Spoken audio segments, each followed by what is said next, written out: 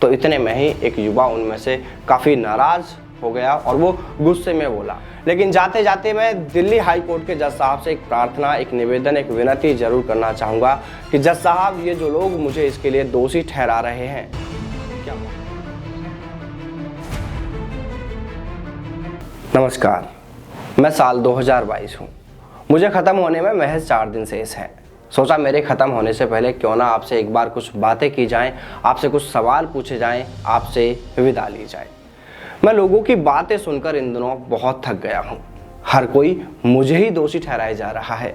कोई कह रहा है कि साल 2022 मेरे लिए बहुत बुरा आया, मेरे सारे सपनों को तहस नहस कर गया, मेरे हंसते खेलते परिवार को उजाड़ गया, मेरे घर को उजाड़ गया, मुझे ज़िंदगी भर के लिए बहुत से जख्म दे गया।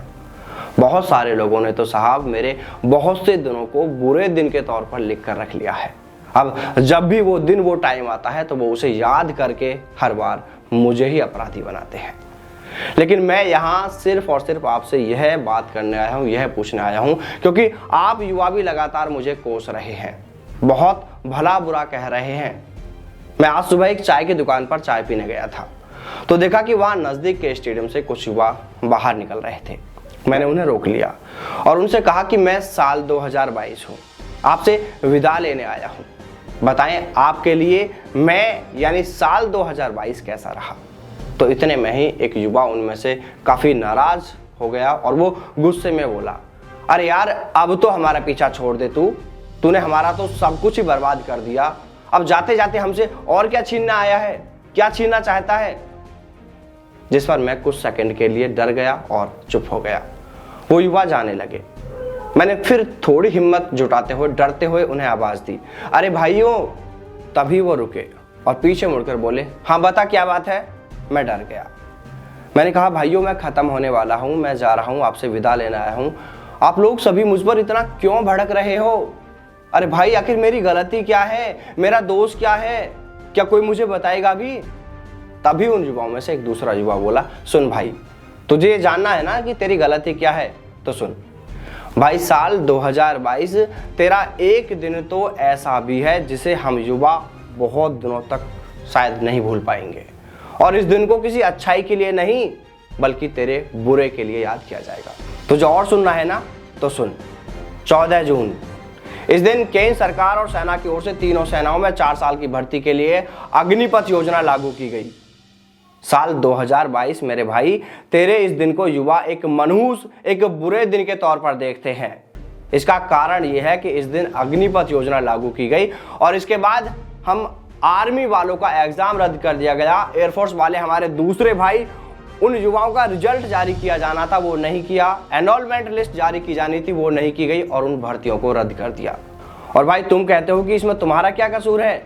अरे भाई, 14 जून हम सभी युवाओं के लिए एक मनहूस दिन है, जिस पर साल 2022 कहता है कि मेरे दोस्तों, मेरे पास अब समय कम बचा है। आपको मैं समझाता, आपके सभी सवालों के जवाब भी देता, लेकिन अब आप ही की तरह दूसरे उन तमाम लोगों के पास भी मुझे मिलने जाना है जिनको मुझसे बहुत शिकायतें हैं। उनकी शिकायतें भी मुझे सुननी है। इसलिए अभी आपके इन सभी सवालों के जवाब हमारे डी न्यूज़ सर आपको देंगे, मैं उनसे कहकर जाऊंगा। लेकिन जाते जाते मैं दिल्ली हाई कोर्ट के जज साहब से एक प्रार्थना, एक निवेदन, एक विनती जरूर करना चाहूँगा कि जज साहब, ये जो लोग मुझे इसके लिए दोषी ठहरा रहे हैं, क्या वाकई में मैं इसके लिए दोषी हूँ।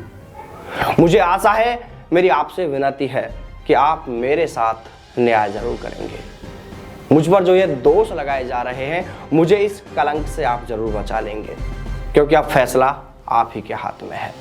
जज साहब, मेरे मामले में आपको अलग से कोई सुनवाई करने की भी जरूरत नहीं है। आप तो इन युवाओं की मेहनत, इनकी जायज मांगों को देखते हुए इन युवाओं को नए साल पर वो खुशखबरी दे देना जिसका ये सभी बेसब्री से इंतजार कर रहे हैं। बस मेरा कलंक तो जज साहब फिर अपने आप ही मिट जाएगा। जज साहब, मैं साल 2022 हूँ, मैं आपसे भी विदा लेता हूँ। जज साहब, जहाँ तक मैं समझता हूँ, मैंने आपसे विनती करके कोई गुनाह नहीं किया। फिर भी अगर आपको लगे कि मेरे से कोई गलती हुई है तो मैं आपसे माफ़ी चाहता हूँ। और फिर यह कहकर साल 2022 गायब हो जाता है।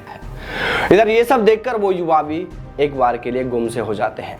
वो कुछ देर के लिए वहाँ पर खड़े के खड़े रह जाते हैं। फिर उनमें से एक दोस्त कहता है कि चलो यार, घर चलते हैं। हमें ऐसे ही बिना सोच विचार किए किसी को दोष नहीं देना चाहिए। भाई गलती तो सरकार ने की है और सरकार में भी सभी लोग गलत नहीं हैं। इतना कहकर वो सभी दोस्त अपने अपने घर चले जाते हैं। इसके बाद साल 2022 का मेरे पास में कॉल आता है। तो दोस्तों अगली वीडियो में आपके साथ मैं शेयर करने वाला हूं साल 2022 का आपके लिए आखिरी संदेश। इसलिए मेरे भाइयों, मेरे दोस्तों, पॉजिटिव रहें, मस्त रहें, अपना और अपनों का ख्याल रखिएगा। जय हिंद, जय भारत, वंदे मातरम।